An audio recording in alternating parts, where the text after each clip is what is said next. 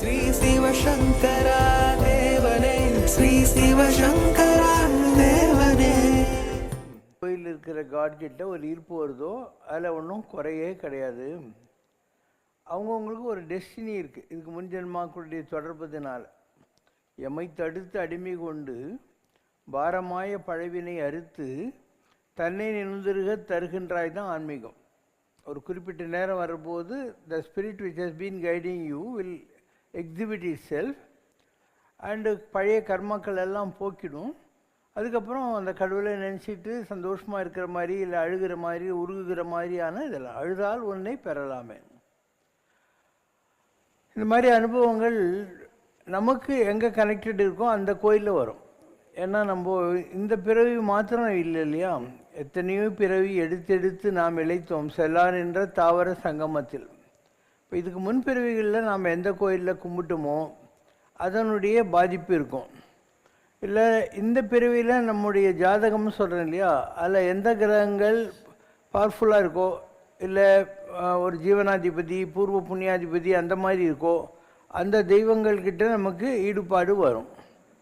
யாருக்காவது ஒரு குரு நல்ல பவர்ஃபுல்லாக இருந்தால் அவங்க சாய்பாபா ராகவேந்திரர் இந்த மாதிரி குருமார்கள் குரு வடிவத்தில் உள்ள தெய்வங்களே கும்பிடுவாங்க. வெங்கடாதிபதி கூட கும்பிடுவாங்க. ஏன்னா வியாழக்கிழமை அவர் கண்ணு மேலே இருக்கிற நாமத்தை எடுத்துருவாங்க. குரு பார்க்க கோடி பாவம் கெடுமுங்கிற மாதிரி.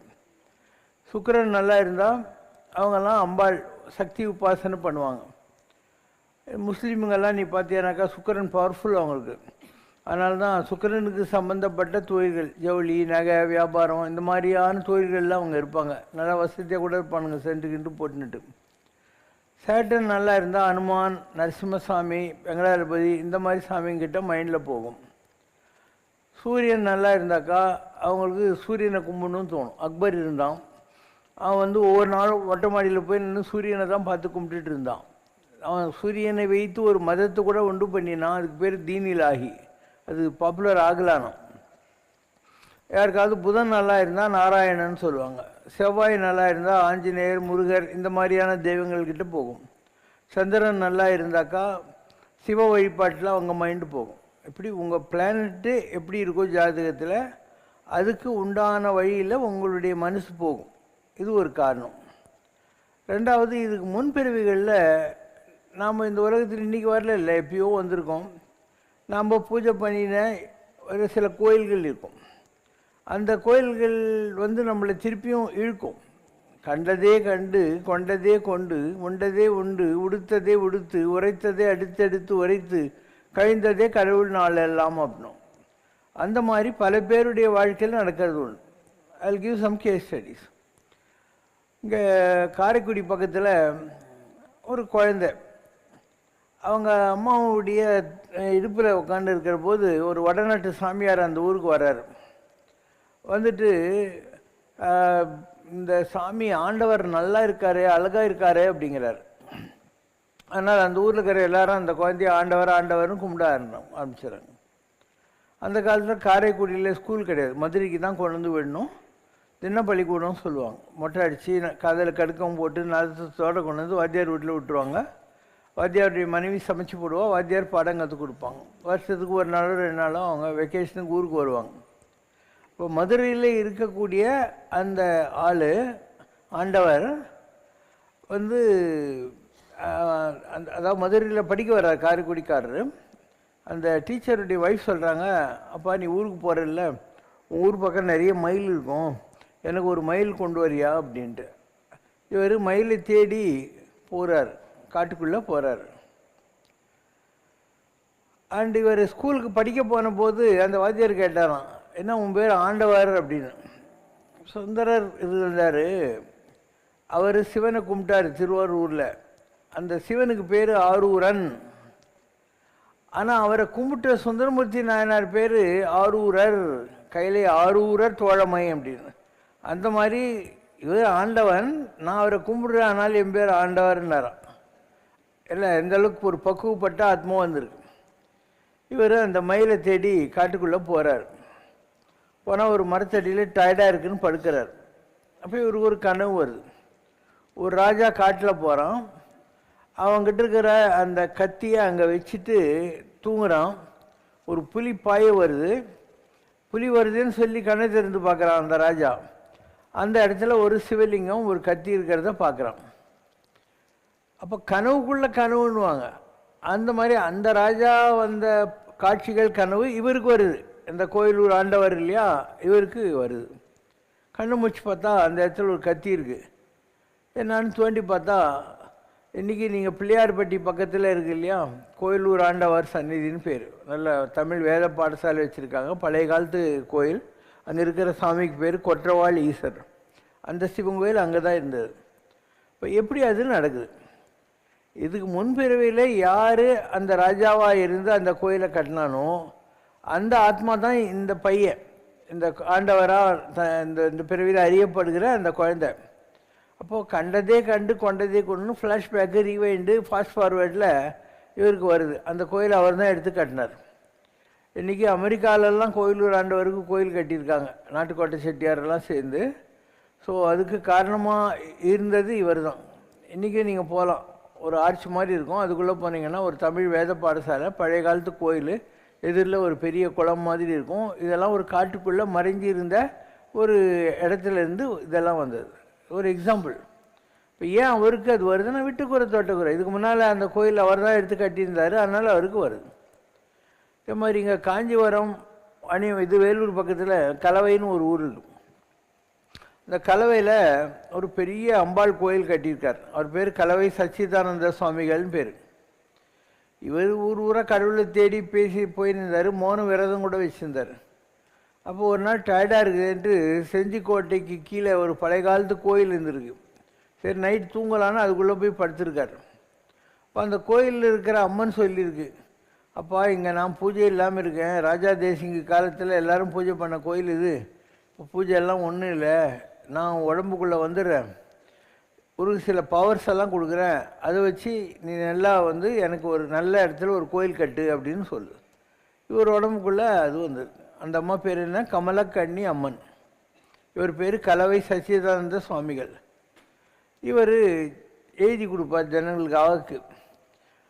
அப்போ அதுக்கு முன்னால் அந்த கமலக்கண்ணி அம்மனை யாரெல்லாம் கும்பிட்டானோ அவெல்லாம் உலகத்தில் பிறந்திருப்பானா? அவங்கெல்லாம் இந்த சாமியார்கிட்ட வருவாங்களா? அவங்களுக்கு ஒரு நல்லது நடக்குமா? அவங்க பணம் கொடுக்குறாங்களா? அதை வச்சு இந்த கலவையில் இருக்கக்கூடிய கமலக்கண்ணி அம்மன் கோயில் அவர் தான் கட்டினார். ரொம்ப பெரிய அளவுக்கு கோயில் கட்டி வச்சுருக்கார். இது ரெண்டாவது உதாரணம். அதே மாதிரி நம்ம பழைய பிரைம் மினிஸ்டர் இருந்தார் இல்லையா, சந்திரசேகர். அப்போ 54 எம்பி தான் இருந்தாங்க அந்த ஆள்கிட்ட. ஆனால் இந்தியாவினுடைய பிரதி மினிஸ்டர் ஆகிட்டான்.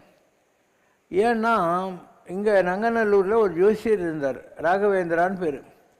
அவர் சொன்னாராம், திருவக்கரையில் இருக்கிற வக்கரகாளி கோயிலுக்கும் உனக்கு சம்மந்தம் இருக்குது, நீ ஒரு தடவை வக்கரகாளியை தரிசனம் பண்ணியானா நீ பிரைம் மினிஸ்டர் ஆகிடுவேன்ட்டு.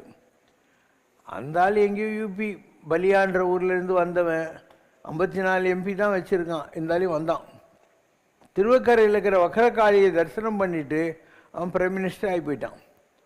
அதுக்கப்புறம் இந்த ராகவேந்திரா ஜோசியர் என்ன பண்ணார், எல்லாருக்கிட்டையும் பணம் கலெக்ட் பண்ணி இன்றைக்கி நங்கநல்லூரில் இருக்கிற உயரமான ஆஞ்சநேயர் கோயிலை அவர் தான் கட்டினார் ஜோசியர். அந்த மாதிரி கட்டுற போது வடநாட்டில் எங்கேயோ ஒரு மலை மேலே சிவலிங்கம் ஒன்று இருந்திருக்கு. நிறைய இடங்களில் இந்த மாதிரி பூஜை இல்லாத இருக்கிற கோயில்கள் இருக்கும். இப்போ அங்கே இருந்த பவர்ஃபுல் ஸ்பிரிட் இல்லையா, அதை இந்த மாதிரி புதுசாக கோயில் கட்டுற போது அங்கேருந்து டிரான்ஸ்ஃபர் பண்ணுவாங்க. ஏன்னா அங்கே பூஜை இல்லாத உட்காந்து இருக்குது மலை மேலே. அதனால் இந்த மாதிரி கோயில் கட்டுற போது அந்த கோயிலுடைய சைஸு, அந்த கோயிலில் கட்டுறவங்களுடைய டெடிக்கேஷன், அதை வச்சுக்கிட்டு அவங்களுக்கு அங்கே இருக்கிற ஸ்பிரிட்டு இங்கே தானாக ட்ரான்ஸ்ஃபர் ஆகும். இதெல்லாம் தேவர்கள் லெவலில் நடக்கிற இது. அப்போ இன்றைக்கி நீங்கள் நங்கநல்லூரில் பார்க்கிற ஆஞ்சநேயர் இல்லையா, அது எங்கேயோ வடநாட்டில் மலை மேலே இருந்தது. எனக்கு உலகம் பூரா போக முடியும் தாட்டில். அப்போது நான் கேட்குறேன், இந்த மலை மேலே ஒரு சிவன் இருந்தாரே எங்கன்ட்டு. அப்போ எனக்கு சொல்கிறாங்க, இதுதான் நங்கநல்லூர் ஆஞ்சநேயரில் இருக்குன்ட்டு. இல்லைன்னா எனக்கு எப்படி இந்த மேட்ரு தெரியும்? இது இப்படி இருக்குது, பல விஷயங்கள் உலகத்தில் இருக்குது. ரத்தனகிரியில் ஒரு சாமி இருக்காங்க, அவர் சச்சிதானந்தன்ட்டு மொழியார். ஆற்காடு வீராசாமி இவரும் எலக்ட்ரிசிட்டி போர்டில் வேலூரில் வேலை செஞ்சுருந்தாங்க, கிளர்க்கு. அவங்க ஊர் கீழ்மின்னல்ன்ட்டு பஸ் ஸ்டாண்டுக்கு வர்றதுக்கு ஒரு 5 கிலோமீட்டர் நடந்து வரணும். அவர் அடுத்த பஸ்ஸை மிஸ் பண்ணிட்டார். அடுத்த பஸ்ஸு இன்னும் 40-45 நிமிஷம் கழிச்சு தான். சரின்னு மலை மேலே ஒரு கல் மலை, அதில் வந்து சுண்ணாம்பு கோயில் தான் 8 அடிக்கு 8 அடி இருந்துச்சு. அதுக்கு படிக்கட்டு போட்டவர் திருவலம் மௌனகுரு சிவானந்த சுவாமிகள். அவர் பிறப்பால் வண்ணான், முடியாததுக்காரர். அவர் அப்படியே அலைஞ்சி வந்து இன்றைக்கி திருவள்ளத்தில் இருக்கக்கூடிய அந்த சிவன் கோயிலை அவர் தான் எடுத்து கட்டினார். அவர் கையால் வில்வ விபூதி கொடுத்தாருன்னா எல்லா வியாதியும் சுமாராகும். அப்படியே பணம் வசூல் பண்ணி அந்த கோயிலை கட்டுறார், இன்றைக்கி இருக்கிற திருவல்லம் கோயிலை. ஸோ திருத்தணி, திருப்பதி மாதிரி பல கோயில்களுக்கு வெள்ளி ரதம் அவர் தான் பண்ணி கொடுத்தார். அவர் சொல்லுவார், நான் உங்கள் வீட்டில் வந்து சாப்பிட்றேன், எனக்கு 100 ரூபாவும் ஒரு வெள்ளி டம்ளர் வெள்ளி தட்டு கொடுக்கணுன்னுவார். சரி சாமி நம்ம வீட்டில் சாப்பிட்றாருன்னு எல்லோரும் கூப்பிடுவாங்க. ஒரு நாளைக்கு 30 வீட்டில் போய் சும்மா கை நினைப்பார். 30 வெள்ளி தட்டு, 30 டம்ளரு, 3000 ரூபாய் கிடைக்கும். அந்த பணத்தெல்லாம் வந்து கூலி கொடுக்கறதுக்கு வச்சுக்குவார். அந்த வெள்ளியெல்லாம் ஒருக்கி வெள்ளி தேர் பண்ணுவார். மீந்து போன வெள்ளியை ஒரு தொடப்பத்தை தள்ளி போங்கடா எடுத்துன்னு போங்கடான்னுவார். அந்த அளவுக்கு ஒரு உயர்ந்த நிலையில் இருந்தவர். அந்த ஊருக்காரங்கெல்லாம் அந்த சாமியாரை கூட்டின்னு வந்தார். அவர் தான் படி போட்டார். அப்போ சாமி நீங்கள்லாம் இந்த கோயிலை எடுத்து கட்டுங்கன்றாங்க. யார்கிட்ட? திருவல்லம் மௌனகுரு சாமிக்கிட்ட. அவர் சொல்கிறார், இல்லை, அந்த ஊரில் மணிகார் ஒருத்தர் இருந்தார், அவர் பேர் கன்சாமிலியார். நீயோ இல்லை உன் பசங்களில் 2 பேரில் யாரோ ஒருத்தர் இந்த கோயிலை எடுத்து கட்டுவாங்க அப்படின்னு போயிடுறாரு. அந்த 2 பசங்களில் ஒருத்தர் தான் நான் சொல்கிற இந்த சச்சிதானந்தம். பஸ்ஸு மிஸ் ஆகுது, மேலே போகிறாரு. போயிட்டு ஐயா கொஞ்சம் கற்பூரம் காட்டியான்றார். ஐயர் கற்பூரம் இல்லைங்களே சாமின்றார். இவர் கோபம் வருது. அவனுக்கே கற்பூரம் இல்லாத கற்பூரம் இருந்துக்கினா கொடுக்க போகிறான் அப்படின்னு சொல்கிறாரு. உடனே அந்த முருகன் கையில் இருந்த வெயில் அசைஞ்ச மாதிரி இவர் ஆண் கத்தின்னு போய் அந்த முருகன் மேலே விழுந்துடுறாரு. அந்த ஐயர் பயந்து போய்ட்டு சசிதாருக்கு பைத்தியம் பிடிச்சிச்சின்னு ஊரில் சொல்கிறாரு. அவங்கெல்லாம் மாட்டு வண்டி கட்டின்னு வராங்க. அவங்க வந்து பார்க்குற போது இவர் போட்டு இந்த பேண்ட் ஷர்ட்லாம் தூக்கி போட்டு முருகன் மேலேருந்து ஒரு அழுக்கு துண்டை கோமனை மாதிரி கட்டிக்கின்னுட்டு முறைச்சி பார்த்துன்னு உட்காந்து இருக்கார். அவங்க அப்பா அம்மா எல்லாம் வந்த உடனே ஒரு கறி எடுத்து எழுதுறார், இனி இது இங்கே கிடக்கும், மாற்ற முயற்சிக்க வேண்டாம் அப்படின்னு. அங்கே உட்காந்துட்டார். அவருக்கு சத்தம் காதில் பேச ஆரம்பித்தார்னா காதில் இடிக்கிற சத்தம் கேடுதுன்னு பேசுகிறதையே விட்டுட்டார். அவர் முறைச்சி பார்த்துக்கின்னு இருப்பார். யாருன்னா ஜனங்க போனாங்கனாக்கா அவங்க எதனா எழுதி கொடுப்பாங்க, அதை பார்ப்பார். பார்த்துட்டு பல்லி சத்தம் மாதிரி பண்ணுவாங்க. அந்த மாதிரி ஒரு 7 தடவை ஒரு சவுண்டு வரும். ஆகிட்டு கீக்கி ஒன்று கொடுப்பாரு. இத்தனை நாளில் நல்லா ஆகும், 11 ரூபா கொடு, 31 ரூபா கொடு முருகனுக்குன்னுவார். அப்படியே பணம் வந்து பெரிய கோயிலை கட்டிட்டார். இன்றைக்கி 6 முக தெப்பக்குளம், ஒரு ஸ்கூலு, ஒரு ஆஸ்பத்திரி, மலை மேலே வைரத்திலிருந்து எல்லா நகைகளையும் போட்டு முருகனுக்கு ரொம்ப அழகாக ஒரு கோயில் பிரமாதமாக கட்டிட்டார் அவர். இது எப்படி நடக்குது? அந்த கோயிலுக்கு சம்பந்தப்பட்ட ஒரு குடும்பம், அந்த முருகனுக்கு சம்பந்தப்பட்ட ஒரு ஆத்மா. ஏன்னா இவர் வந்து போகராக இருந்தார். பழனி தண்டாயுதபாணியை பிரதிஷ்டை பண்ண போகர் ரத்னகிரியில் இருக்கிறவர் தான். அந்த கனெக்ஷனில் இவருக்கு அந்த குடுப்பினை கிடைக்கிது. அதனால் அந்த கோயிலை எடுத்து கட்டுறாரு, நல்லாவே பண்ணுவார். இப்போ எனக்கும் அவருக்கும் வந்து பழனியில் அவர் போகராக இருந்து தண்டபாணி விக்கிரகத்தை பிரதிஷ்டை பண்ண காலம் இருக்கு இல்லையா, அப்போ இருந்து சம்பந்தம் இருக்குது. அப்போ நானும் ஒரு சித்த புருஷன் இருந்தேன். 18 பேரில் அவர் போகர்னு சொன்னால் நான் வியாக்கிரபாதர்னு சொல்லுவாங்க, புலிப்பாணின்னுவாங்க. அந்த இதில் அவர் கோயிலை கட்டுற போது நானும் கூட இருந்திருக்கேன். பழனியில் அந்த விக்கிரகம் அதை செய்கிற போது எல்லாம் இருக்கும். இந்த பிரிவில் நான் வந்து மெட்ராஸ்க்கு 1968 வந்தேன். 68 வந்து ஒரு வேலை தேடிக்கிட்டேன். நியூட்டன் கன்ஃபெக்ஷனரின்னு சித்தூர் பழமனர்கிட்ட ஒரு கம்பெனி இருக்குது. நான் இங்கேருந்து மோட்டர் சைக்கிளில் போவாங்க. போயிட்டு வரப்போது அப்போ தான் அருணாச்சல மகிமையில் பரணிதரன் எழுதியிருந்தான், இந்த மாதிரி ஒரு சாமியார் இங்கே வந்து செட்டில் ஆகிட்டார் அப்படின்னு. சரி போகலான்னு மலை மேலே போனேன். அவர் அப்போ ஒன்றுமே இல்லை, 8 அடிக்கு 8 அடி சுண்ணாம்பு கோயில், எல்லாம் பாறைக்கட்டு தான் இருந்தது. என்னை பார்த்து ஒரு நேராக என்கிட்ட வந்துட்டு, இதற்கு முன் இந்த கோயிலுக்கு வந்திருக்கிறாயா அப்படின்னார். வரல சாமி அப்படின்னேன். நீ மோட்டார் சைக்கிள் வந்தாய், விட்டுவிடு, கார் கிடைக்கும் அப்படின்னாரு. எனக்கு சிரிப்பு. ஏன்னா அப்போ நான் நார்த் இந்தியன் கல்கடா சேட்டுக்கிட்ட வேலை செஞ்சுட்டு இருந்தேன். அந்த கம்பெனி சேட்டுக்கே கார் கிடையாது. அப்போது நான் என்னால் தான் அவனே பணக்காரனானான். ஏதோ ஒரு விட்டுக்குறை தொட்டுக்குறை, அந்த கதைக்கு அப்புறம் வருவோம். அப்போது நான் சிறுசாக எடுத்துக்கல. அடுத்த தடவை சித்தூர்லேருந்து போகிறபோது நான் வந்து மோட்டார் சைக்கிளில் 2 கை விட்டு தான் ஓட்டுவோம். அப்போல்லாம் 110 கிலோமீட்டர் ஸ்பீடில் ஓட்டுவேன். அண்டு எனக்கு முன்னால் அம்பாசிடர் காரில் யாரோ யங்ஸ்டர்ஸ் போயின்னு இருக்காங்க, அவங்க கூட ரேஸ் வச்சுன்னே போகிறேன். இங்கே பூந்தமல்லிக்கிட்ட வந்த உடனே ஒரு மாடு குறுக்கால் வச்சு அப்படியே போய் விழுந்துட்டேன். அண்டு இந்த எலும்பு இல்லையா, காலர் போன்னுவாங்க, எனக்கு இன்னைக்கு கூட அது சரியாக இருக்காது, அது ஃப்ராக்சர் ஆகி போச்சு. ஆக்சிடென்ட் கேஸுன்னு ஸ்டான்லியில் கொண்டாந்து அட்மிட் பண்ணாங்க. மறுநாள் சாமியார் வந்து ஒரு லெட்டர் அனுப்பிச்சாருன்னு யாரோ கொண்டாந்து கொடுத்தாங்க எங்கள் ஆளுங்க. அதில் இருக்குது, குறிப்பால் உணர்த்தியும் இளமையின் துடுக்குத்தனத்திற்கு முன்னால் விதி விளையாடி விட்டது, மனதை தளரவிட வேண்டாம் அப்படின்னு எழுதினார். ஒரு மாதம் ஆச்சு. ஸ்டான்லி கட்டு வந்து சூட் ஆகலை, பிளாஸ்டர் பாரிஸ். புத்தூர் கட்டுக்கு போனேன் நான். புத்தூர் கட்டு நல்லா ஹீல் ஆகிடும், ஆனால் ராங்காக ஹீல் ஆகிடும். இங்கிலீஷ் வைத்தியத்தில் அவங்க எக்ஸ்ரே எடுத்து பிளாஸ்டர் பாரிஸில் தான் கட்டுப்படுவாங்க. இவங்க என்னென்னா சேர்றதுக்கான மூலிகை அவங்க கட்டுக்குது, ஆனால் அது கரெக்டாக பார்க்குறதுக்கு எக்ஸ்ரே இதெல்லாம் அவங்க யூஸ் பண்ணுறது இல்லை அந்த காலத்தில். அதனால் ஒரு மாதம் கழித்து நான் போனேன். போய் சாமி எனக்கு நான் இப்படி தான் பேசுவேன் அவர்கிட்ட, எனக்கு ஆக்சிடென்ட் நடந்து உனக்கு எப்படி தெரியும்? நான் அவர் மறைமலை அடிகள் எழுதிய தொலைவில் உணர்தல் என்ற புத்தகத்தை படித்து பார், விளக்கம் கிடைக்கும்னார். இங்கே லிங்கிச்சேட்டி ஸ்ட்ரீட் இல்லையா, நான் அங்கே தான் இருந்தேன் பிராட்வேல. அங்கே போய் அந்த புக்கை படித்தோம். நம்ம உட்காந்துருக்கோம். இப்போ காற்றுல இந்த இடத்துல ஈத்தர் இருக்குது, அதில் சவுண்ட் வேவ்ஸ் போகுது, லைட் வேவ்ஸ் போகுது. நீ ஒரு ரேடியோ வச்சுருந்தியானா இப்போ அந்த என்ன வேவ்ஸ் போகுது, எந்த ரேடியோ ஸ்டேஷன் உனக்கு தெரியும், எந்த டிவி ஸ்டேஷன் ஒரு ஆண்டனா போட்டால் இங்கே தெரிஞ்சிடும். அந்த மாதிரி தாட் வேவ்ஸ் கூட போகுது. நமக்கு ஒரு பவர் இருந்தால் நம்மளை யார் உலகத்தில் எந்த மூலையிலிருந்து நினச்சா கூட அந்த லைட் வேவ்ஸு சவுண்டு வேவ்ஸ் கூட நம்ம அவங்கள பார்க்க முடியும். இப்படி காற்றுல வேகமாக 1,86,000 மைல் ஸ்பீடில் போவோம், ஆனால் பார்க்கலாம் இவங்க அப்படின்னு நமக்கு தெரியும். இப்படியெல்லாம் இருக்குது, இதுதான் தொலைவில் உணர்தல். அதுக்கப்புறம் நோ லுக்கிங் பேக். நான் அங்கே தான் போவேன், நைட்டில் தங்கிடுவேன், காலையில் எழுந்திரிச்சு திருப்பியும் வந்துடுவேன். அந்த மாதிரி லாங் அசோசியேஷன். 1968 இன்றைக்கி வரைக்கும் we have a long association. அவர்கிட்ட யாராவது நான் இருக்கிற போது கேட்பாங்க, இவர் யார் அப்படின்னு. நான் சொன்னேன், நான் ரத்தனகிரி கோயில் நாய், ஏதோ சாமி சாப்பாடு போடுவார், சாப்பிட்டு இங்கே சுற்றிக்கின்னு இருப்பேன் அப்படின்னு. அவர் இல்லை இல்லை, இவன் என் ஆத்மா, ஊழ்வலி அன்பு நெஞ்சம் அப்படின்னாரு. எங்கள் 2 பேருக்கும் பழைய கனெக்ஷன் இருக்குது. அது ஃபேட்டில் வந்தது, டெஸ்டினியில் வந்தது. இவன் என்னுடைய ஆத்மான்னு என்ன, அவர் ஆத்மாவும் முருகன் தான், என் ஆத்மாவும் முருகன் தான், அதனால் எல்லாம் முருகனுங்கிற மாதிரி. இப்படி பல விஷயங்கள் இருக்கும். அப்போ இந்த தம்பி கேட்ட கேள்வி என்ன, திருத்தணி கோயிலுக்கு போகும்போது எனக்கு ஏன் அந்த ஃபீல் வருது, அந்த அழுக மாதிரி வருது அப்படின்னு கேட்குறாரு. நான் சொன்னேன், உங்கள் அப்பா பேர் சுப்பிரமணி, உன் பேர் கார்த்திக்கு, 2 பேருக்கும் முருக சம்பந்தம் இல்லைன்னா இந்த பேர் வருமா? பெறுவார் பிள்ளை ஆளுக்கு ஒரு பெயர் சூட்டுவார், கடை நாள் வரை நிலைக்கும் ஒரு பெயர், அது நாரணன் கருதனை கருவறை தன்னிட்ட பெயரென உணர்கன்னு ஒரு சூத்திரங்குது.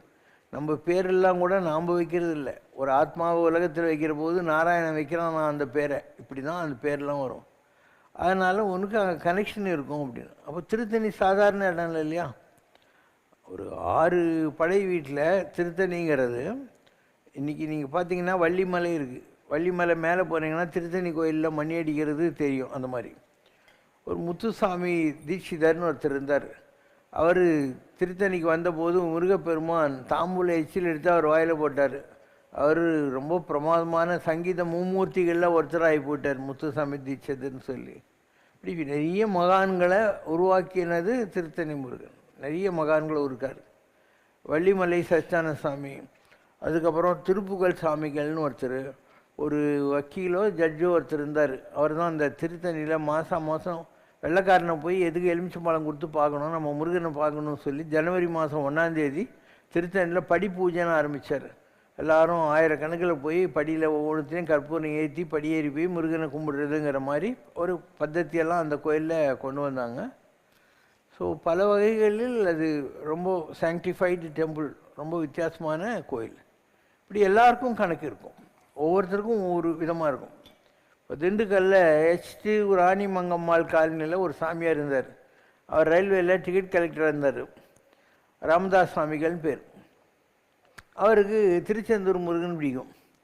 அவர் முருகன்கிட்ட எப்பயுமே ப்ரே பண்ணிகிட்டு இருந்தது என்னென்னா, நான் ஒரு ஆஞ்சநேயரை பவளத்தில் பரிசை பண்ணோம் திருச்செந்தூர் கோயிலில் அப்படின்னு. அப்போ ஆண்டவன் அவர் கனவுல சொன்னாராம், இருக்குது பவளம், இன்னும் அது மெச்சூர் ஆகலை, பழுக்கலை, ஆனால் ஒரு காலம் வரும், நீ அது வரைக்கும் ஆஞ்சநேயரை வச்சு பூஜை பண்ணின்றது. அவர் ஒரு ஆஞ்சநேயரை வச்சு பூஜை பண்ணின்னு இருந்தார். அதே திருச்செந்தூரில் ஒரு டச்சுக்காரங்க வந்தாங்க. அந்த கடலில் வருவாங்கள்ல, அந்த காலத்தில் கொள்ளைக்காரங்க மாதிரி. அவங்க திருச்செந்தூரில் இருக்கிற விக்கிரகத்தை திருடி கடலில் எடுத்துன்னு போகிறாங்க கப்பலில். கடல் கொந்தளிக்குது, அவங்க பயந்து போய் அந்த விக்கிரகத்தை தூக்கி தண்ணியில் போட்டுறாங்க, நம்மளை விட்டா போகிறோன்ற மாதிரி. சாமி என்ன பண்ணுறாரு, அங்கே இதில் ஒரு பெரிய இவர் இருக்கார் திருநெல்வேலியில். அவர் கனவுல போய் இந்த மாதிரி ஒரு கருடன் பறக்கும், ஒரு எலுமிச்சம்பழம் மாலை மிதந்துட்டுருக்கும், அந்த இடத்துல நான் இருக்கேன், என்னை எடுத்து வான்ட்டு. ஸோ இவங்க வடமலை, அவர் பேர் வந்து வடமலை ஏதோ ஒரு பேர், வடமலை பிள்ளை. அங்கே போய் பார்த்தா அதே மாதிரி இருக்குது. இன்றைக்கி நீங்கள் திருச்செந்தூரில் பார்க்குற விக்கிரகம் அவங்க தண்ணியிலேருந்து எடுத்து வச்சது தான். டச்சுக்காரங்க திரும்பி போக பார்த்து முடியாமல் வச்சது. இன்றைக்கும் வந்து சஷ்டி முடிஞ்ச உடனே ஊர்காரங்கள்லாம் சேர்ந்து, தேவரீர் இன்று நீங்கள் இங்கு எழுதியது எமக்கு நல்ல காலம்னு ஒரு பாட்டெல்லாம் வேறு பாடிக்கின்னு இருப்பாங்க. இந்த மாதிரி திருச்செந்தூரில் நடந்தது. அந்த காலத்தில் நான் இந்து சமய அறநிலையத்துறை செயலாளர் இருந்தார், சண்முக சிங்காமணின்னு சொல்லி, ஈரோடுக்காரரு. நாங்கள்லாம் வந்து திருச்செந்தூரில் 6 நாள் தங்குவோம் இந்த பிடபிள்யூடி பங்களாவில். வெடிகால ஃபஸ்ட்டு தரிசனம் நாங்கள் தான் போவோம், அப்புறம் தான் மடாதிபதிங்கெல்லாம் வருவாங்க. நந்தகோபால்னு சொல்லி ஒரு டெப்டி கமிஷனர் இருந்தார், அவர் எங்களை முதல்ல விட்டு அப்புறம் தான் மடாதிபதிகள்லாம் விடுவார். அப்போ நான் திருச்செந்தூரில் இருந்தபோது இந்த திண்டுக்கல் ராமதாஸ் சாமி அங்கே வந்தார். வந்துட்டு, உனக்கு ஒரு மந்திரம் கொடுக்க சொல்கிறாங்கப்பா தம்பி அப்படின்னு சொல்லிட்டு, எனக்கு அவர் தெரியாது, அவர் ஒரு மந்திரம் கொடுத்தாரு. அது வசிய மந்திரம். எனக்கு இதிலெல்லாம் இன்ட்ரெஸ்ட் இல்லை. I don't believe in all this வசியம் பண்ணுறது, அப்புறம் பொருள்களை வர வச்சு மெட்டலைஸ் பண்ணுறது, இதெல்லாம் எந்த சுத்தமான பூஜைகள் தான். ஆனால் கொடுத்தாரு அவர். அதை அவர் கொடுத்துட்டு போகிறாரு. நான் கோயிலுக்குள்ளே போகிறேன். அப்போ எனக்கு முன்னால் ஒரு பஜனை கோஷ்டி. ஐயனுக்கு ஐயன் முருகன் தான், அனைத்தும் அளிப்பவன் முருகன் தான் பாட்டியும் போகிறாங்க. அப்போ எனக்கு அது கொடுத்தது முருகன் அப்படின்னு நமக்கு உணர்த்துறாங்க. இப்படி ஒரு நிகழ்வு நடந்தது. நாங்கள் படுத்துன்னு இருக்கிற போது ஏதோ கடித்து என் மூஞ்செல்லாம் வீங்கி போச்சு. அப்போ சாமியார் வந்தார். வந்து, உனக்கு ராஜ திருஷ்டி இதுப்பா, அதனால் அது போகிறதுக்கு தான் இந்த மாதிரி ஆச்சு, தானாக வடிகிற வரைக்கும் அது அப்படியே இருக்கட்டும், அதில் தான் உன் திருஷ்டி போகும் அப்படின்னாரு. இது இன்னொரு வகையில் நடந்த ஒரு நிகழ்வு. இப்படி எந்த கோயில்களில் நமக்கு சம்மந்தம் இருக்கும். அது ஏன் திருச்செந்தூரில் சிவசங்கர் பாபா போகிறாருன்னா, என்னுடைய ஒரு பிறவி ஆதிசங்கரர். ஆதிசங்கராக இருந்தபோது 72 மதங்களுக்கு எதிராக நம்ம ஆர்குமெண்ட்லாம் பண்ணி சனாதன தர்மத்தையும் வேதிக் லைஃப்பையும் மேலே கொண்டு வந்தோம். அதனால் பிடிக்காத யாரோ செய்வினை செஞ்சிடறாங்க, உணவுலேயே வச்சிடறாங்க. அப்போது அவருடைய குரு இருக்கார் இல்லையா, ஆதிசங்கர், அவருடைய குரு கோவிந்த பகவத் பாதர்னு பேர். அவர் சொல்கிறார், இது எடுக்கணுன்னா வழியே இல்லைப்பா, ஏன்னா சாப்பாட்டில் வச்சுட்டாங்க. சூரசம்மார மூர்த்தி இருக்கான் இல்லையா, அவன் திருச்செந்தூரில் இருக்கான், நீ அங்கே போ அப்படின்னு. ஸோ இவர் வந்து திருச்செந்தூரில் முருகனுக்கு எதிரில் உட்காந்து ப்ரே பண்ணுற போதெல்லாம் ஒரு பாம்பு வந்து முருகன் கால் இப்படி கொத்திக்கிட்டு இருக்குமா. இவர் என்னடா நான் வர்ற போதெல்லாம் இந்த பாம்பு வந்து கொத்துதேன்னு சொல்லி பார்த்தா, அப்புறம் தான் தெரியுது அவருடைய குரு பாம்பு இல்லையா, அவர் ஆதிசேஷன், தன்னுடைய சிஷியனாகி ஆதிசங்கருக்காக வந்து அவர் அந்த மாதிரி ப்ரே பண்ணுறாரு. அப்போ அந்த சந்தோஷத்தில் நம்ம மேலே இவ்வளோ லவ் பண்ணுறாரா குருன்னு சொல்லிட்டு அவர் பாடிய பாடல் தான் சுப்பிரமணிய புஜங்கம். நான் அதாவது, முருகா எனக்கு பாட்டும் தெரியாது, எழுதவும் தெரியாது, ஒன்றும் தெரியாது, ஆனால் உன்னை பார்த்த மாத்திரம் மடை திறந்த வெள்ளம் போல் இந்த பாடல்கள் எங்கிட்டிருந்து வருதே அப்படின்னு எழுதப்பட்ட பாட்டு. அது அந்த பாம்பு ஊந்து போகிற ஸ்டைலில் இருக்கும். அதெல்லாம் நான் ஜானாமி பத்யம், நான் ஜானாமி கத்யம், न जानामि शब्दं न जानामि चार्तं न जानामि पद्यं न जानामि गद्यं चिदेकाषडास्य हृदि द्योतदे मे मुखान्निस्सरन्ते गिरश्चाभिचित्रम्. இந்த மாதிரி. ஸோ ஆதிசங்கருக்கு விட்டக்குறை தொட்டக்குறை இருக்கு இல்லையா, அதனால் திருச்செந்தூரில் அவருக்கு எதிராக செய்யப்பட்ட செய்வினை மாறுகிறது அப்படிங்கிறத நம்ம புரிஞ்சிக்க முடியுது. இப்படி ஒவ்வொரு காலத்துலேயும் நம்ம எப்போ உலகத்தில் பிறக்கிறோமோ அப்போ இதுக்கு முன்பிறவிகளில், இப்போ நீ ஒரு பேங்க்கில் பணத்தை போட்டு மறந்துட்ட, ஒரு 2 வருஷம் கழித்து போனாலையும் அவங்க கொஞ்சம் கலருக்கு பொறுமையாக தேடி பார்த்து ஆமாங்க வட்டியோடு வாங்கிக்கோங்கன்னு சொல்லுவானா இல்லையா. அப்படி தான் நம்முடைய பண்டு ரீதி நீ ஜெயிசின கொலுவு வையான்னு ஒரு தியாகம், நம்ம புண்ணியெல்லாம் ஸ்டோர் ஆகிருக்குது கடவுள்கிட்ட. அப்போ தான் நம்ம அந்த கோயில்களுக்கு போவோம், நமக்கு நல்லதெல்லாம் நடக்கும். கல்யாண தீர்த்தம்னு ஒரு இடம், அது எங்கே இருக்குது? அகஸ்தியருக்கு கல்யாண கோலத்தில் தரிசனம் கிடைச்ச இடம். அம்பாசமுத்திரம், விக்ரமசிங்கபுரம், அதுக்கு மேலே போகணும். பாபநாசம் சிவன் கோயில். அதுலேருந்து 4 மைல் மேலே போனால் காட்டுக்குள்ளே அந்த இடத்துல இது இருக்குது, கல்யாண தீர்த்தம். அங்கே ஒரு அகஸ்தியர் கோயில் இருக்குது. இதான் ஈஸ்வரனுடைய கோலத்தில் அகஸ்தீஸ்வரனாக உக்காண்டிருக்காரு. ஒரு முருகன் கோயில் இருக்குது. அங்கேருந்து அங்கே வந்து எப்பயுமே வற்றாத அருவி கொட்டிக்கிட்டு இருக்கும். அதுதான் கல்யாண தீர்த்தம். மேலே போனீங்கன்னாக்கா ஒரு பெரிய தண்ணியெல்லாம் வஞ்சிக்கிட்டே இருக்கும். அங்கே ஒரு குகை, அந்த குகைக்குள்ளே தான் அந்த கிருஷ்ணவேணி அம்மா இருந்தாங்க. அந்த குகையை இப்படி சுற்றிக்கிட்டு மேலே போனீங்கன்னா ஒரு சிவலிங்கம். இதுதான் அந்த பேக்ரவுண்ட். அப்போ எனக்கு சொன்னாங்க, நீ இதுக்கு முன்னால் காட்டில் தவம் செஞ்சாள், மகேந்திரகிரி மலையில் தவம் செஞ்ச. அப்போ அங்கே இருக்கிறவங்கெல்லாம் ஒன்று கல்யாண தீர்த்தம், அகஸ்தியருக்கு கல்யாண கோலத்தில் தரிசனம் கிடைச்ச இடம், அகஸ்தியர் கல்யாணம் முடித்த இடம். அதனால் நீ அங்கே போய் ஒரு சிவலிங்கத்தை பிரதிஷ்டை பண்ணி பூஜை பண்ணுன்னு சொன்னாங்க. நான் அங்கே வந்து அந்த சிவலிங்கத்தை வச்சு பூஜை பண்ணி பிரதிஷ்டை பண்ணிக்கிட்டு இருந்தேன். என்னுடைய டைமுக்கு அப்புறம் அந்த சிவலிங்கம் தண்ணி கட்டியில் போயிடுச்சு. 1950 அந்த ரேஞ்சில் ஒரு சாமியார் அங்கே உட்காந்து பூஜை பண்ணுறாரு. டெய்லி காத்தால சாயந்தரம் சிவலிங்கம் தண்ணியிலேருந்து மேலே வரும். எல்லோரும் பூஜை பண்ணுவாங்க. பௌர்ணமிக்கு சந்தன மழை பெய்யும். ஒரு வெள்ளை வேஷ்டி போட்டீங்கன்னா அதெல்லாம் அப்படியே சந்தனத்தில் நனைஞ்சு போய்டும். அந்த மாதிரி இருந்து குற்றாலத்தில் தேன்மலை, கல்யாண தீர்த்தத்தில் சந்தன மலை. அவர் ஆச்சரியப்பட்டிருக்கிற போது இந்த ஆத்மா உலகத்தில் வந்தாச்சு. அதாவது நம்ம தானே அதை பிரதிஷ்டை பண்ணோம், நம்ம தான் நம்ம ஆத்மாவில் வச்சுட்டு போயிட்டோம். இந்த ஆத்மா உலகத்தில் பிறந்தாச்சு, அதனால் நீ இதை எடுத்து வைக்கலான்ட்டு. அவரும் இதே மாதிரி தான் முத்துக்குளிக்கிறவங்களை கூட்டின்னு வந்து கல்யாண தீர்த்தத்தை பிரதிஷ்டை பண்ணிட்டு இந்த மாதிரி பூஜை நடந்தார். இந்த கிருஷ்ணவேணி அம்மா இருக்காங்க இல்லையா, இவங்க கடலூர் கல்யாணம் ஆகியிருந்தவங்க. ஹஸ்பண்ட் டிராஃப்ட்ஸ்மேனு, குழந்தைங்க கூட இருந்தாங்க. அவங்க சின்ன வயசுலேருந்தே முருகன் கூடயே இருப்பாங்க. அதாவது முருகன் குழந்தையா வந்து இந்த மாதிரி சமைச்சுன்னுக்கிறதெல்லாம் தள்ளி விட்டுருவார். இந்தம்மா கரண்டி எடுத்துன்னு அடிக்க போவோம், இப்படிலாம். இந்த மாதிரி லூசுன்னு துரத்தி விட்டாங்க. எங்கேயும் வடநாட்டிலலாம் சுற்றி இருந்த போது இங்கே திருச்செந்தூர் கடற்கரைக்கு வராங்க. அப்போது ஒரு வயசான கிழவர் வந்து நீ இருக்க வேண்டிய இடத்த காட்டுறேன் அப்படின்னு அந்த அம்மாவை கூட்டின்னு போய் கல்யாண தீர்த்தத்தில் ஒரு குகை சொல்கிறேன் இல்லையா, அங்கே நீ இருந்துக்கோ அப்படின்றாரு. அங்கே இருக்கிற சிவலிங்கத்துக்கு இந்த அம்மா பூஜை பண்ணணும்னு சொல்லிட்டு போயிடுறாரு. இந்த மாதிரி யாரா நமக்கு தெரியாத ஆள் கூட்டின்னு வந்தாங்களேன்னு சொல்லிட்டு ஒரு நாள் அவர் பின்னால் போனால் அவர் படுத்துட்டுருக்காரு. அவர் தலையை சுற்றி சக்கரம் சுற்றிக்கினே இருக்குது. யார் அவர்? அகஸ்தியர். அகஸ்தியர் தான் குருவாயூரப்பன். அகஸ்தியர் தான் திருவிக்கிரம அவதானம் எடுத்து வந்தவர். அகஸ்தியர் தான் அனந்த பத்மநாப சாமி. இப்படி எல்லாத்துக்கும் கணக்கு இருக்குது.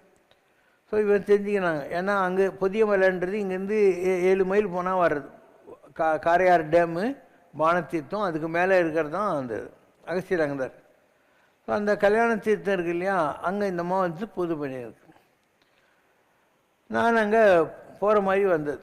ஏன்னா இங்கே விநாயக நகர்னு ஒன்று இருக்குது, கபாலீஸ்வரர் கோயிலுக்கு பேக் சைடு.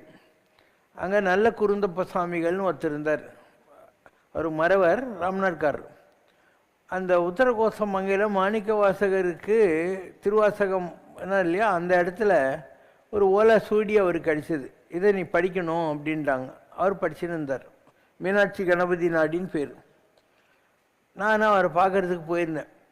அதில் வருது இந்த மாதிரி நீ கல்யாண தீர்த்தத்தில் சிவலிங்கம் பிரதிஷ்டை பண்ணியிருக்க, அங்கே இந்த அம்மா இருக்குது, அந்த அம்மா சபரியாக இருந்தால் நீ ராமனாக இருந்த, அவங்க 2 பேருக்கும் தொடர்பு இருக்கிறதுனால அந்த சிவலிங்கம் உன் ஆத்மானு அந்த அம்மா பூஜை பண்ணிக்கிட்டு இருக்கு. நீ அங்கே போகணும். அங்கே போய் அந்த கோயில் கட்டுறதுக்கு நீ போனப்புறம் தான் வழி கிடைக்கும். அதுக்கப்புறம் நீ வந்து மகேந்திரகிரி மலைக்கு போனான். அதுக்கு முன்னால் போனாக்கா மிருகங்கள் வழி விடாது அப்படின்னு வந்துச்சு. சரின்னு சொல்லி நான் அந்த கல்யாண தீர்த்தத்துக்கு போனேன். அந்த இடத்துல நான் போனப்புறம் வந்து சிவந்தி ஆதித்தன், தூத்துக்குடி எம்பியாக இருந்தார் மத்தியாசு, இவங்க ஒரு 4 பேர் சேர்ந்து பணம் கொடுத்தாங்க. அப்போது ஒரு கலெக்டர் இருந்தார் திருநெல்வேலியில், ராமதாஸ்ன்னு சொல்லி. ஸோ அவர் ராமாயண காலத்தில் ராமராக இருந்தபோது அவர் லக்ஷ்மணன் இருந்தார். சொன்னால் சிரிப்பார். இதெல்லாம் தெரிஞ்சால் உனக்கு ஆத்ம ஞானம் வந்துச்சுன்னு அர்த்தம். இல்லைன்னா நீ இன்னும் அன்ன விசாரத்தில் தான் இருக்குது, ஆத்ம விசாரத்துக்கு வரலன்னு அர்த்தம். ஸோ அவர் திருநெல்வேலி கட்டுறாக்கும் போது அம்பாசமன் தாசில்தார்கிட்ட சொல்லி இவங்க 4 பேர்கிட்ட பணத்தை காட்டி அந்த கோயிலெலாம் கட்டுறாங்க. அது கும்பாபிஷேகம். அப்போ அந்த ராமதாஸ் இருந்தார் இல்லையா, அந்த அந்த ராமதாஸா இருந்தவருக்கு ஒரு அம்மா குரு.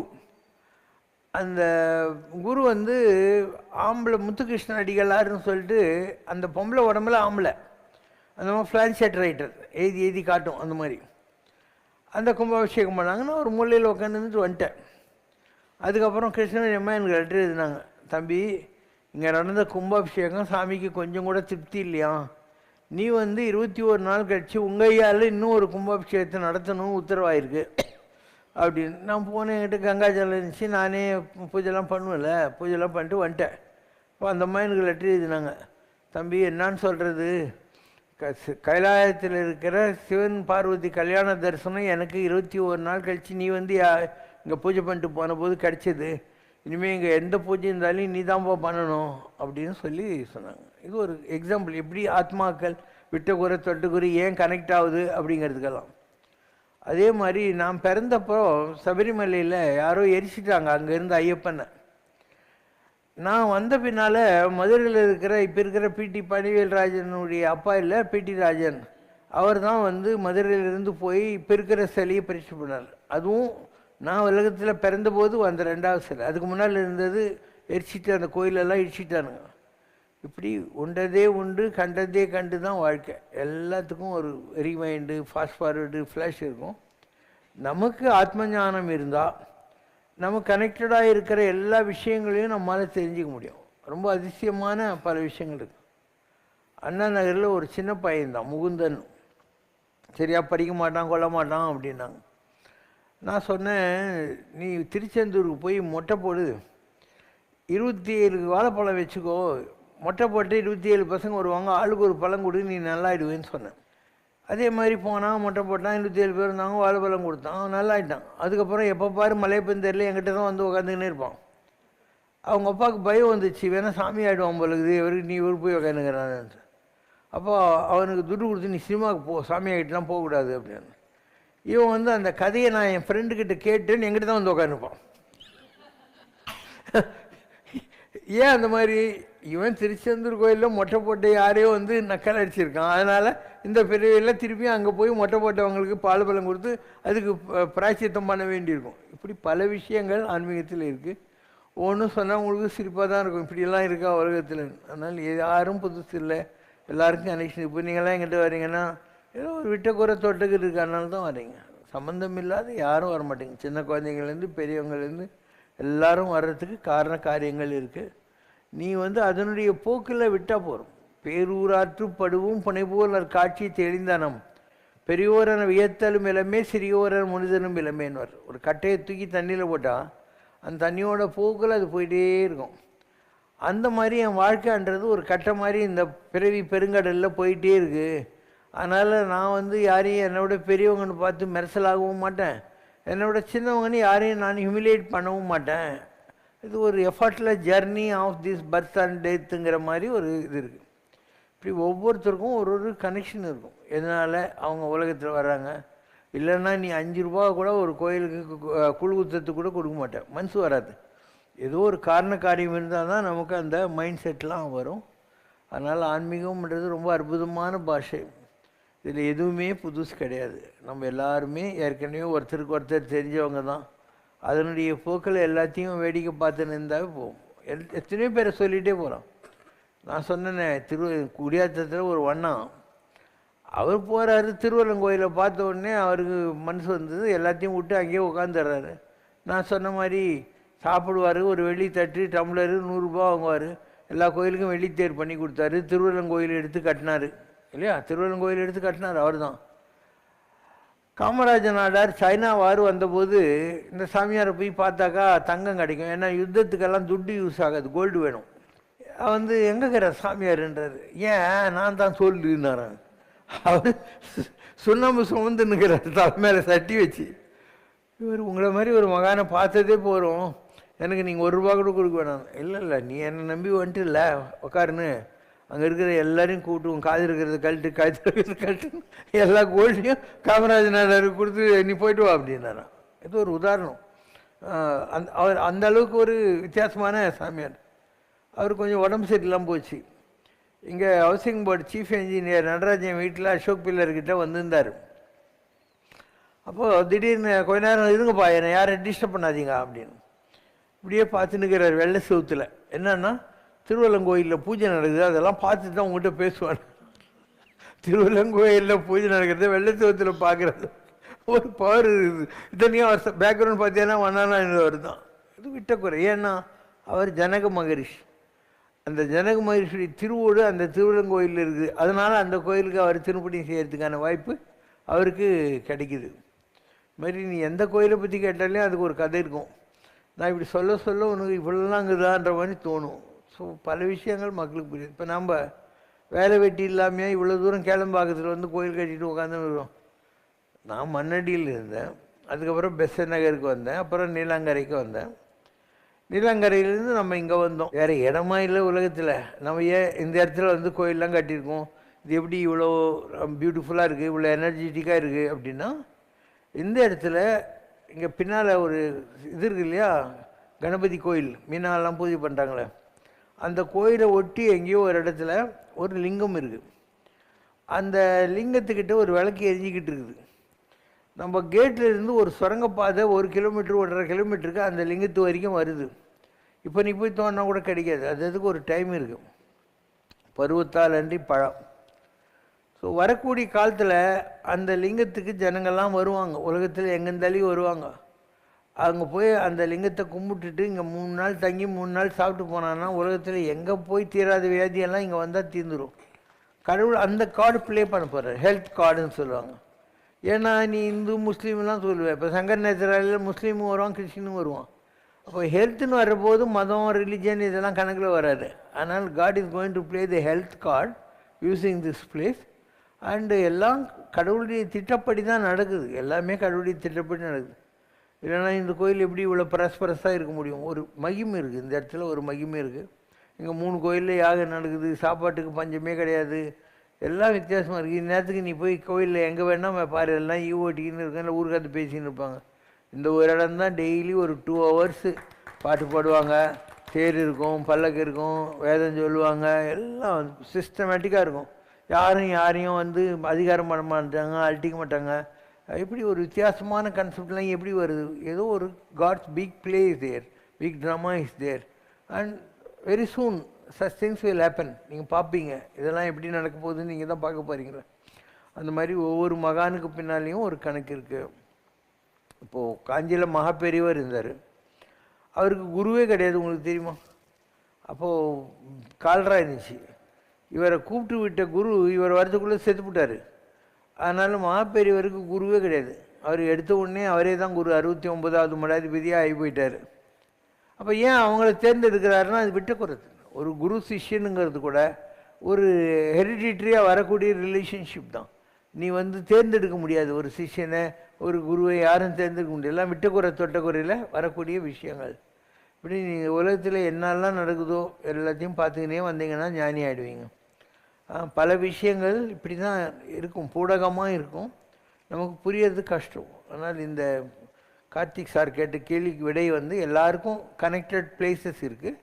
நம்ம ஜாதகத்தில் எந்த மாதிரி கிரகங்கள் இருக்கோ அதுக்கு ஏற்ற மாதிரியான ஃபார்ம் ஆஃப் காட் கிட்ட நம்ம மனசு போகும். உங்கள் ஜாதகத்தில் செவ்வாய் நல்லா இருந்தால் நீங்கள் ஆஞ்சநேயர் முருகனை கும்பிடுவீங்க, புதன் நல்லா இருந்தால் நாராயணன் கும்பிடுவீங்க, குரு நல்லா இருந்தால் சாய்பாபா ராகவேந்திரர் பெருமாள் கும்பிடுவீங்க, சுக்கரன் நல்லா இருந்தால் அம்பாள் கும்பிடுவீங்க, சனி நல்லா இருந்தாக்கா நரசிம்மர் ஆஞ்சநேயர் பெருமாள் இந்த மாதிரி கும்பிடுவீங்க. சூரியனை கும்பிடுறவங்க ஞாயிற்றுக்கிழமை பிறந்தவங்க, சந்திரன் நல்லா இருந்தால் சிவ பூஜை பண்ணுவாங்க. இவ்வளோ தான் கணக்கு. ஒருத்தர் ஜாதகத்தை பார்த்தாவே இவங்களுக்கு எந்த மாதிரி பிளானட்டரி எஃபெக்டிவ்னஸில் இருக்கிற கடவுளை இவங்க கும்பிடுவாங்க அப்படிங்கிறது கண்டுபிடிச்சிடலாம். ரொம்ப ஈஸியாக கண்டுபிடிச்சிடலாம். எல்லாத்துக்கும் ஒரு கணக்கு இருக்கும், நமக்கு புரியாது.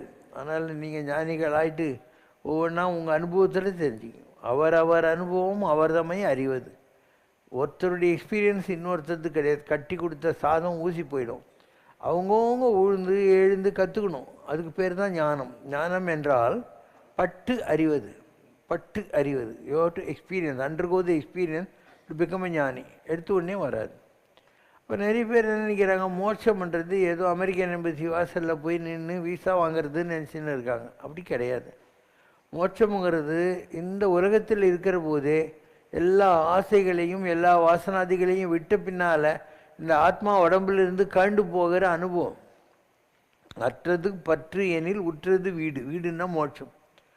அப்போது அற்றது பற்று அப்படின்னா நான் எந்த பந்த பாசமும் இருக்கக்கூடாது, எந்த விதமான ஆசைகளும் இருக்கக்கூடாது. அப்போ இந்த உடம்பில் இருக்கிற ஜோதி தானாக தன்னை பிரிஞ்சுக்கும். இந்த உடம்பும் ஜோதியும் ஒன்றுத்து ஒன்று வேடிக்கை பார்க்க ஆரம்பிச்சிடும். அதுதான் மோட்சம். அது இந்த உலகத்தில் தான் கிடைக்கும். நீ எங்கேயோ கைலாசத்தில் வைகுண்டத்தில் போய் விசா வாங்கின மோட்சத்தில் உட்கார்றதுன்னு கிடையாது. ஸோ உனக்கு எந்த எண்ணங்களும் இல்லாத ஒரு பிளாங்க் மைண்டு என்றைக்காவது வரும். இப்போ உனக்கு பிளாங்க் மைண்ட் வராது. நாளைக்கு என்ன செய்ய போகிறோம், குழந்தைங்க இருக்காங்க, ஒய்ஃப் எப்படி இருக்காங்க, வீடு கட்டணுமா, ஆஃபீஸுக்கு போகணுமா, பேங்க் பேலன்ஸ், இதுலேயே தான் உங்கள் மைண்டு போயினே இருக்கும். உங்களால் இப்போத்துக்கு அந்த பிளாங்க் மைண்டுக்கு போக முடியாது. எல்லா மறை என்னை மறந்த நலம் சொல்லாய் முருகா சுரபூபதியன். ஸோ ஒரு மனிதன் வாழ்கிற காலத்திலேயே எம்டி மைண்டை அடைஞ்சிட்டான்னா அதுக்கு பேர் நிர்வாணம். அதுதான் புத்தரும் மகாவீரரும் சொல்கிற நிர்வாணம். நிர்வாணம்னா துணி இல்லாமல் இருந்தால் உடம்புக்கு நிர்வாணம். எண்ணங்கள் இல்லாமல் இருந்தால் எல்லா மறை என்னை மறந்த நலம்ன்றது தான் அதுதான் நிர்வாணம்ன்றது. உடம்போடு இருக்கிற போது எண்ணங்கள் இல்லாமல் இருந்தால் நிர்வாணம். உடம்பை விட்ட பின்னால் நீங்கள் ஸ்பிரிட்டாகவே இருப்பீங்க, உடம்பு இருக்காது. அதுக்கு பேர் மகா நிர்வாணம். Just it will be a spirit. And எங்கே இருந்தாலும் எல்லாமே தெரிய ஆரம்பிச்சிடும். உலகத்தில் அந்த ஸ்பிரிட்டுக்கு தெரியாத விஷயம் இருக்காது. இப்போது ஒரு ராகவேந்திரர், ஒரு ஷிரடி சாய்பாபா, பரமாச்சாரியார், இந்த மாதிரி எவ்வளோ மகான்கள், ஒரு இயேசு, புத்தர்லாம் இருக்காங்க. அவங்கள ப்ரே பண்ணுறவங்க எவ்வளோ பேர் இருப்பாங்க. அவங்க ப்ரே பண்ணால் ஏன் நடக்குதுன்னா அவங்க இருக்காங்க. நீங்கள் யாரையெல்லாம் ஒரு ஸ்பிரிச்சுவலாக இல்லை ஸ்பிரிட்டாக கும்பிட்றீங்களோ அவங்கெல்லாம் இருக்காங்க உலகத்தில். நீங்கள் அவங்களுக்கு கும்பிடுற போது அவங்களுக்கு அந்த ஸ்பிரிட் உங்களுக்கு ஹெல்ப் பண்ணுது. This is the secret. அதனால் யாரும் இறந்து போகிறது இல்லை. நான் சொல்கிற எல்லா மகான்களும் எல்லோரும் உயிரோடு இருப்பாங்க. அவங்களால உங்களுக்கு ஹெல்ப் பண்ண முடியும். அது மகா நிர்வாணம். இப்போ நாங்கள்லாம் இருக்கோம்னா நிர்வாணம். மைண்டில் எங்களுக்கு தாட்டே கிடையாது. இப்போ நான் இங்கே உக்காந்துக்கிட்டு அவங்க வந்துக்கிறாங்க பாரு, அவங்களுக்கு என்ன பிரசாதம், பணியாரம் கொடு, அவங்களுக்கு 2 குடி, உங்களுக்கு 1 குடி, இதெல்லாம் எப்படி சொல்ல முடியுதுன்னா எனக்கு மைண்டில் ஒன்றுமே கிடையாது. எனக்குன்னு ஒரு பர்சனல் லைஃபோ பர்சனல் ஆக்டிவிட்டியோ கிடையாது. I all the time do my work. This is the work God has given me, so I do my work effortlessly and more efficiently. இது டக்குன்னு உங்களால் முடியாது. இங்கே தான் உட்காந்துருப்பீங்க, உங்கள் மைண்டு எங்கேயோ இருக்கும் இல்லையா, எங்கேயோ இருக்கும் மைண்டு. அதை ஈர்த்து கொண்டு வர வேண்டியிருக்கும் ஒவ்வொருத்தரையும் உங்களுக்கு. It makes lot of difference to be a மகன் அண்ட் டு பிகம் எ மகான். மகனுக்கு கொம்பு மலிச்சா மகான் ஆயிடுவீங்க. பாபா என்றொரு ஞான சூரியன் பூத்தது மண் மீது, அதன் பரிதி கரங்கள் பட்டதும் பேரொளி பரவது விண் மீது. கதிர் பூத்தது மண் மீது, ஒளி பரவுது விண் மீது. தரையில் சூரியன் வந்ததனாலே எல்லாம் தங்கமயம். அந்த தத்துவ வித்தகன் சொல்லும் செயலும் அடடா அன்புமயம். எல்லாம் தங்கமயம், அவன் அடடா அன்புமயம். தாமரை பூக்கள் 1000 பூத்தது போலே அவன் சிரிப்பு. அந்த சாந்த குமாரன் பார்வையிலேதான் எத்தனை தகதகப்பு. ஓம் ஜெய் சிவசங்கரரே, சுவாமி ஜகத் பரிபாலகரே, ஆதி சங்கர அவதாரா, அநாத ரக்ஷகரே. ஓம் ஜெய் சிவசங்கரரே. அன்னையும் தந்தையும் நீரென்றறிந்தும் அன்பில் நனைகின்றோம் சுவாமி, அன்பில் நனைகின்றோம்.